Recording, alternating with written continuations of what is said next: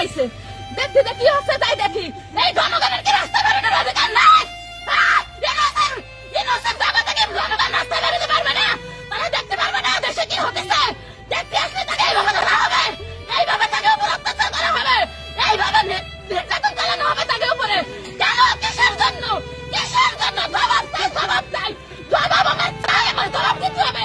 আমার বাবার কিসের ভিত্তিতে তারা ধরে নিয়ে গেছে, কেন ধরে নিয়ে গেছে, এর বিচার আমি চাই, এর জবাব আমি চাই, এর জবাব না দিলে এই জায়গায় আত্মহত্যা হবে।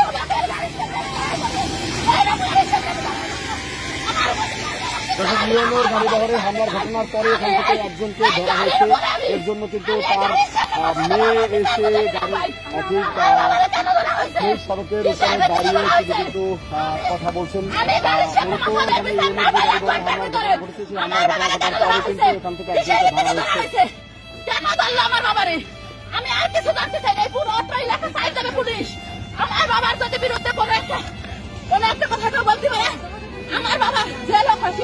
কখন ধরা হয়েছে আপনার বাবাকে? 1 ঘন্টা আগে। কেন ধরা হয়েছে? কেন ধরা হয়েছে? এখানে নাকি কি সংবাদ পেয়েছে আমরা কিছু জানি না। পুরো মানুষ। কি নাম আপনার বাবা? আরাদ আলী মোল্লা। আরাদ আলী মোল্লা দোকানের মাল আনতে যাবে। আমার আব্বার বাড়ির সামনে একটা ছোট দোকান আছে, দোকানের মাল আনতে যাবে, ডান্ডাতে এসে ট্রেনে চলছে মাল আনতে যাওয়ার জন্য। দোকানের মাল আনতে চলছে, ঘটনা দেখে মুরব্বী মানুষ হয়তো দাঁড়াইছে, কি হচ্ছে দেখি তারা লাঠি চার্জ করে তারা এমন ভাবে মারছে তার দিকে তাকানো যায় না, তার দিকে তাকানো যায় না। তারা লাঠি চার্জ করে, সে ডায়াবেটিসের মানুষ, তার 80 বছর বয়স, তারা লাঠি চার্জ করে তারা মারতে মারতে তারা নিয়ে গেছে। গোপালগঞ্জ কি করছে সে? তার হাতে কি ছিল? তারা তো লাঠি ছিল, তারা তো ইট ছিল, তারা তো কোনো কিছু ছিল, কোনো অবৈধ কোনো জিনিস ছিল, কেন তারা ধরা হলো? সে একজন বৃদ্ধ মানুষ, তারা কি করতে পারতেন? আপনারা দাবড়ায় বাড়ি পাঠিয়ে দিতে পারতেন, কেন তারা ধরে নিয়ে গেলেন? কিসের জন্য ধরে নিয়ে গেলেন? এর জবাব দিতে হবে। আমি এর জবাব চাই, এর জবাব দিতে না পারি। আমি রাস্তার উপরে যে দাঁড়াইছি, আমার লাশ এইখান থেকে গোপালগঞ্জ গোপালগঞ্জে